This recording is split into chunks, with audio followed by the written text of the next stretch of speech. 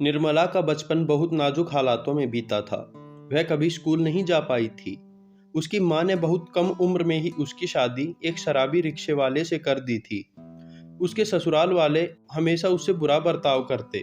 सास उसे हमेशा दोष देती थी। उससे दिन भर सारा काम करवा लेती थी और खाने के समय उसे दिन का बासी खाना दे देती।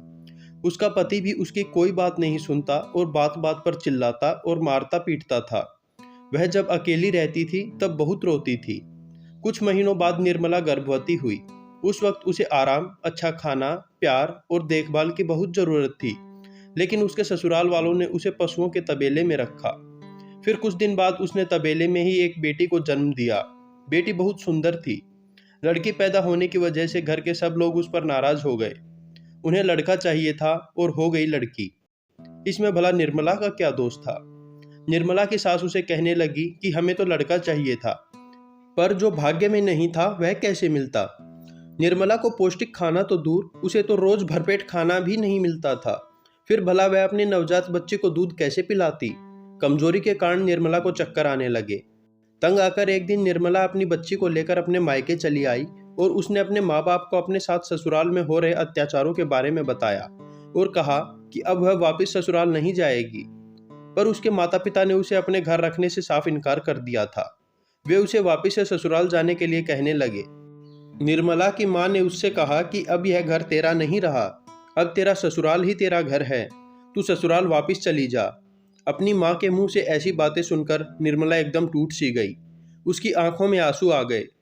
वह भारी मन से अपने मायके से निकली, पर वापस ससुराल जाने के लिए उसका दिल गवाही नहीं दे रहा था।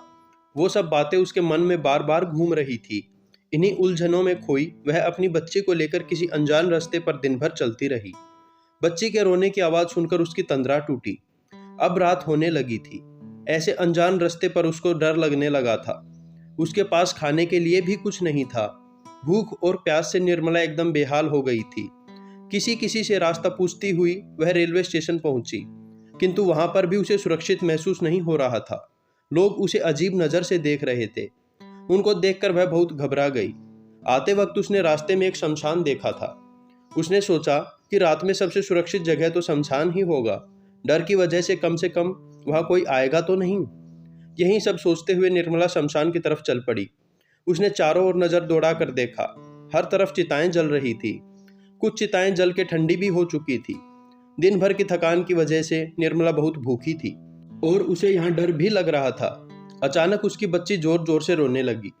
मैं कैसी अभागिन माँ हूँ जो अपनी बच्ची की भूख भी नहीं मिटा सकती। यह कहते हुए निर्मला जोर जोर से रोने लगी। उसने खुद को संभाला और आसपास नजर दौड़ाई।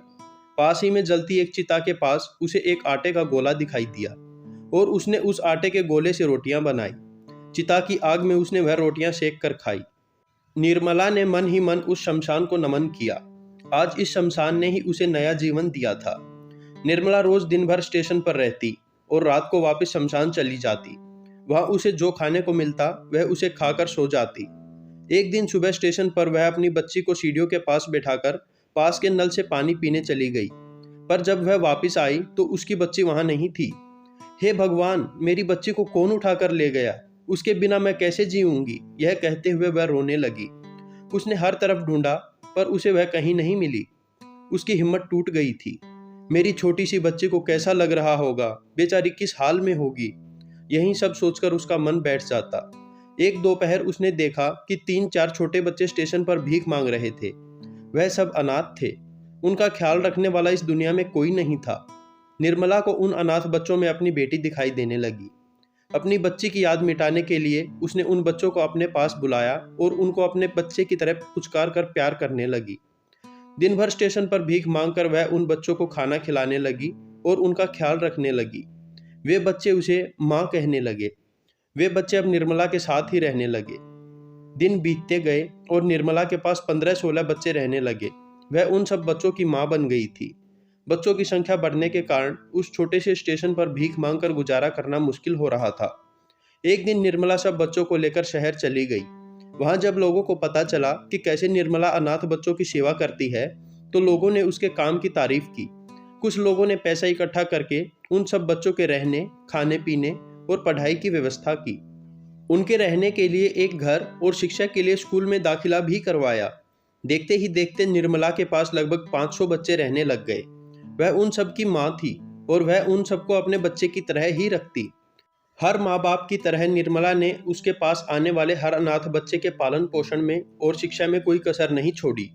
उनमें से कुछ बच्चे डॉक्टर, प्रोफेसर, इंजीनियर और बड़े अफसर बने। उन्होंने अपना घर बसाया, किंतु अपनी माँ निर्मला को कभी नहीं भूले। वह सब माँ से जुड़े रहते थे। निर्मला के काम को हर तरफ सराहना मिली। शहर में उसके जीवन के संघर्ष का अनुभव साझा करने के लिए बुलावा आने लगा। निर्मला अब एक कमजोर, डरपोक औरत नहीं बल्कि संघर्ष और बहादुरी की मिसाल बन गई थी। पर अब भी निर्मला जब अकेली होती तब उसे अपनी बेटी की याद हमेशा आती। वो अपनी बेटी को कभी भुला नहीं पाई थी। एक दिन अचानक कुछ लोग 13 साल की एक लड़की को लेकर निर्मला के पास आए। उन्होंने कहा कि इसके माता पिता इस दुनिया में अब नहीं हैं। क्या आप इस बच्ची को भी अपने पास रख लेंगी? निर्मला ने बड़े ध्यान से उस बच्ची को देखा। उसके हाथ पर वही निशान था जो उसकी बच्ची को भी था। उसने जब बड़े ध्यान से उस निशान को देखा तो वह समझ गई कि यह तो मेरी गुम हुई बच्ची ही है। निर्मला अपनी बेटी को देखकर बहुत खुश हुई। उसने कसकर बेटी को गले से लगा लिया, मानो उसे उसका गुम हो गया जीवन फिर से मिल गया हो। निर्मला को ऐसा लगा कि उसने दूसरों के बच्चों को पाला, उनकी सुरक्षा की, तो भगवान ने इसका फल उसको उसकी बेटी से मिलाकर दे दिया। उसकी आंखों में खुशी के आंसू छलक आए। अगर आपको यह कहानी पसंद आई हो तो इस वीडियो को लाइक करें और अपने दोस्तों के साथ शेयर करें। ऐसी ही और नई कहानियाँ सुनने के लिए story phone official YouTube channel को सब्सक्राइब भी करें। धन्यवाद।